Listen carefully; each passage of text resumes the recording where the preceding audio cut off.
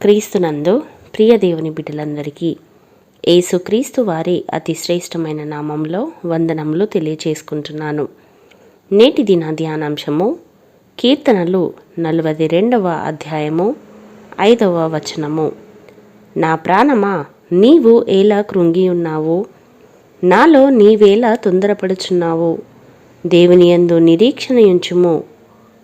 ఆయనే నా రక్షణకర్త అనియు నా దేవుడనియు చెప్పుకొనుచు ఇంకను నేను ఆయనను స్తుతించెదను.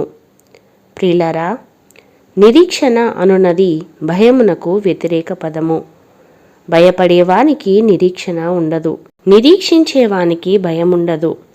ఇక్కడ నిరీక్షణ అనగా దేవుని కొరకు, దేవుని వలన, దేవునిలో, దేవుని యందు నిరీక్షణ.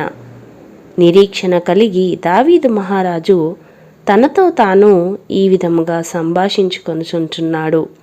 నా ప్రాణమా, నీవు ఏల కృంగి ఉన్నావు? నాలో నీవేల తొందరపడుచున్నావు అని.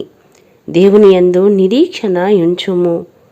శత్రువైన సాతానుడు విశ్వాసిలో నిరీక్షణను అంతము చేయడానికి చింత, భయము, ఆందోళన, ఆతృత, అవిశ్వాసాన్ని మనసులో నాటుతాడు.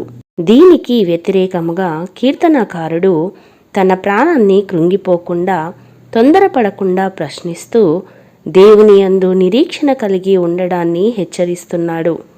ఆయనే నా రక్షకుడు, దేవుడు అని ఎలాంటి పరిస్థితిలోనైనా, సంఘటనలోనైనా చెప్పాలి, చెప్పుకోగలగాలి. ఎటువంటి స్థలంలోనైనా ఆయనను స్తుతించి ఘనపరిచే దమ్ము, ధైర్యము, తెగువ కావాలి. నీకు కలిగిన నిరీక్షణ అనే గొప్ప ఆస్తిని శత్రువైన అపవాది దొంగిలించకుండా గట్టిగా పట్టుకోవాలి. హృదయానికి హత్తుకోవాలి, మనసులో నిలిచిపోవాలి.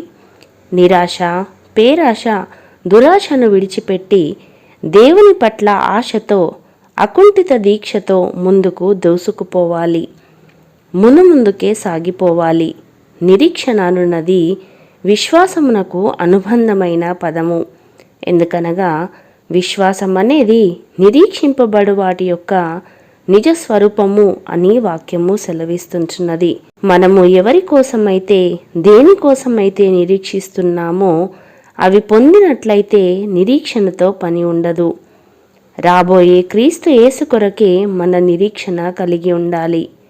ఆయన వస్తాడని, తిరిగి మనలను తన లోకంలోనికి తీసుకుని వెళ్తాడని, తండ్రి అయిన దేవునితో సమాధానపరచి తన రాజ్యములో స్థిర నివాసములు ఏర్పరుస్తాడని, పాపము లేని, శాపము లేని, కరువు కాటకాలు లేని, ఆకలి దప్పులు లేని, ఎటువంటి చీకు, చింత, క్షోభ, కృంగుదల లేని, తిరుగులేని పరలోక జీవితాన్ని ప్రసాదిస్తాడని, నరకము తప్పించి పునరుత్థానము కలిగిస్తాడని, సుఖమైన, శాంతికరమైన జీవితాలను ఇచ్చి నిత్య శాంతి, సంతోషము, సమాధానాలను, నిత్య జీవమును ప్రభువు ప్రసాదిస్తాడని నమ్మి ఆయనపై విశ్వాసము ఉంచడమే నిరీక్షణకు ఆధారము.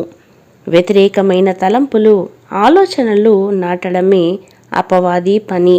వాడు దేవునిపై విశ్వాసము సన్నగిల్లేలా చేసి నిరీక్షణ లేకుండా భయభ్రాంతులు, కృంగుబాటులోనికి తీసుకెళ్ళి తన మీద తనకే నమ్మకము లేని స్వయం జాలి అనే ఆయుధాన్ని వాడతాడు.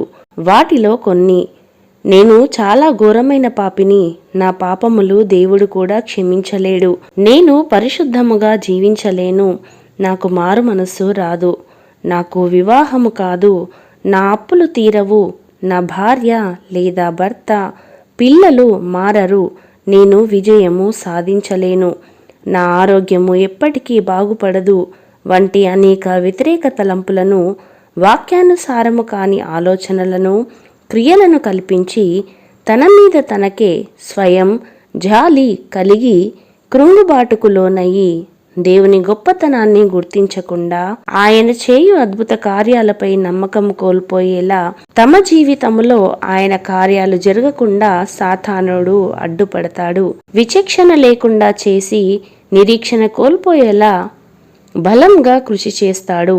కాబట్టి ప్రియ దేవుని బిడ్డలారా, ప్రభువుపై మీ విశ్వాసమును చెక్కు చెదరకుండా కాపాడుకొని నిరీక్షణకు ఆధారము లేని పరిస్థితులలో సైతము నిరీక్షణ కలిగి దేవుడిచ్చు ఆశీర్వాదాలను నిత్య జీవాన్ని అందుకొని కోటి కాంతులు నింపుకొని నిరీక్షణతో తేజరిల్లమని ప్రభువు సెలవిస్తుండగా అట్టి కృపలోనికి దేవుడు మనల్నందరినీ నడిపించునుగాక.